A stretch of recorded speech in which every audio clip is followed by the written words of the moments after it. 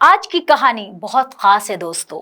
ये कहानी है एक ऐसे इंसान की जिसने एक ऐसे भारत में जन्म लिया जहां समाज के उच्च वर्ग के लोग गरीब और दलित वर्ग पर भयानक अत्याचार और शोषण कर रहे थे।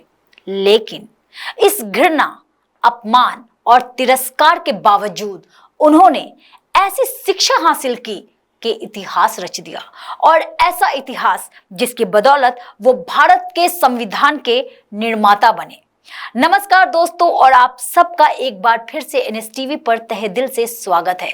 दोस्तों, मैं बात कर रही हूं उस महान व्यक्ति की जिनके इस्तेमाल किए हुए कमरे, इस्तेमाल किए हुए बेड, इस्तेमाल किए हुए पिलो और इस्तेमाल किए हुए पेन तक आज भी अमेरिका में प्रोटेक्ट करके रखे गए हैं। कहा जाता है कि जब उन्हें वापस मांगने की बात हुई तो वहां के लोगों ने कहा, ये हमारे लिए सिर्फ वस्तु नहीं बल्कि यादें हैं। सोचिए, जिस व्यक्ति को हम यहाँ समझ नहीं पाए, दुनिया ने उनकी कीमत पहचान ली। वो सिर्फ व्यक्ति नहीं बल्कि एक अवतार थे। जी हाँ दोस्तों, आप समझ ही गए होंगे, मैं बात कर रही हूँ भीमराव रामजी अंबेडकर की, जिन्हें हम प्यार से बाबा साहेब कहते हैं। 14 अप्रैल 1891 में मध्य प्रदेश के मऊ में उनका जन्म हुआ था। पिता रामजी मालोजी सकपाल ब्रिटिश सेना में सूबेदार थे और मां भीमाबाई, जिन्होंने उन्हें बचपन से ही अच्छे संस्कार दिए थे। भीमराव अपने माता पिता की 14वीं और अंतिम संतान थे। परिवार महार जाति से संबंधित था, जिसे उस समय समाज में बहुत नीचा माना जाता था। बचपन से ही अंबेडकर जी ने छुआछूत और भेदभाव झेला। स्कूल जाते थे लेकिन उन्हें क्लास के बाहर बैठाया जाता था। टीचर्स उन पर ध्यान नहीं देते थे। पानी पीने के लिए एक चपरासी होता था जो उन्हें दूर से पानी पिलाता था, और जिस दिन चपरासी नहीं आता उस दिन उन्हें पानी भी नसीब नहीं होता था। बार बार बाल नहीं काटता था। डॉक्टर बिना छुए इलाज करता था। सोचिए, एक मासूम बच्चा जिसकी गलती सिर्फ इतनी थी कि वो एक दलित परिवार में पैदा हुआ। आखिर क्यों किसी इंसान की पहचान उसके जन्म से तय होती है? क्यों उसे जीने का हक बराबरी से नहीं दिया गया? लेकिन दोस्तों, इसी भेदभाव को खत्म करने के लिए उन्होंने ऐसी शिक्षा हासिल की जो उस समय किसी के लिए सोचना भी मुश्किल था। वो गए विदेश, Columbia University, London school of economics, 32 degrees, 4 PhDs, सब कुछ असली, सब कुछ मेहनत से, एक भी डिग्री फेक नहीं। आज एक डिग्री पूरी करने में इंसान की हालत खराब हो जाती है, लेकिन अंबेडकर जी ने इतना सब हासिल किया। लेकिन जब वो इतनी बड़ी उपलब्धियां लेकर भारत लौटे तो अधिकारी के रूप में तब भी उन्हें इज्जत नहीं मिली। उनकी फाइल्स उनके हाथ में देने के बजाय नीचे फेंक दी जाती थी। उन्हें पानी भी पीने को वो नहीं मिलता था जो सबको मिलता था। अभी भी छुआछूत, अभी भी जातिवाद। क्या यही था वो भारत जिसे हम सोने की चिड़िया कहते हैं? दोस्तों, ये सब देखकर वो बहुत दुखी हुए और वापस वडोदरा लौट आए।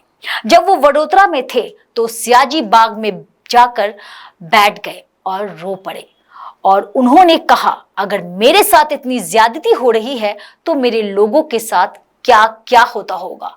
उस दिन उन्होंने एक संकल्प लिया, जब तक इस देश से जातिवाद खत्म नहीं कर दूंगा मैं चैन से नहीं बैठूंगा। दोस्तों, उनके 4 बच्चे असमय गुजर गए। उनकी पत्नी का भी देहांत हो गया। उनका घर टूट गया, लेकिन उनका हौसला कभी नहीं टूटा।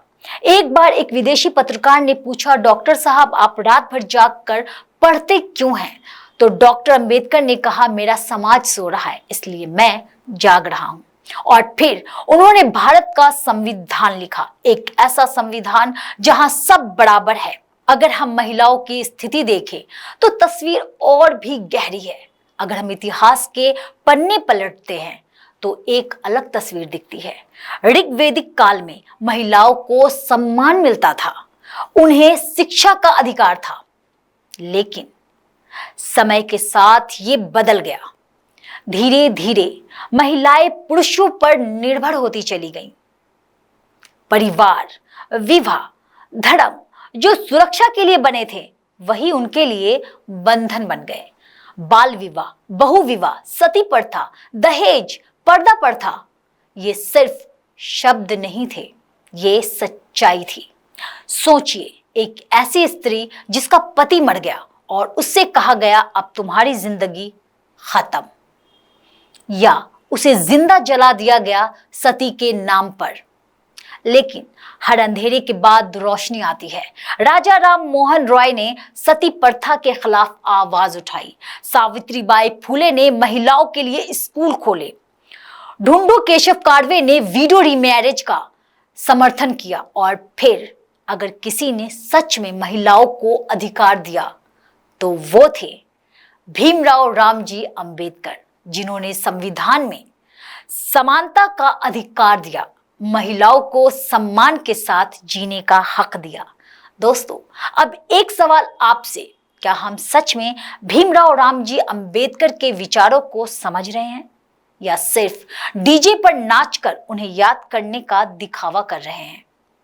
अंबेडकर जयंती मनाना गलत नहीं है, लेकिन अगर उस दिन भी हम शिक्षा और बराबरी की बात ना करें और सिर्फ शोर करें तो ये जयंती नहीं, सिर्फ एक इवेंट बनकर रह जाएगी। याद रखिए, अंबेडकर जी को डीजे की आवाज नहीं चाहिए, उन्हें विचारों की आवाज चाहिए। अगर आप सच में उन्हें मानते हैं तो इस बार सिर्फ नाचिए मत, कम से कम एक इंसान को शिक्षा और बराबरी का मतलब समझाइए। मैं हूं शमा शम्स और आप देख रहे थे NS टीवी। ये सिर्फ एक कहानी नहीं थी, ये जिम्मेदारी है जो अब हम सब पर है। जय भीम, धन्यवाद।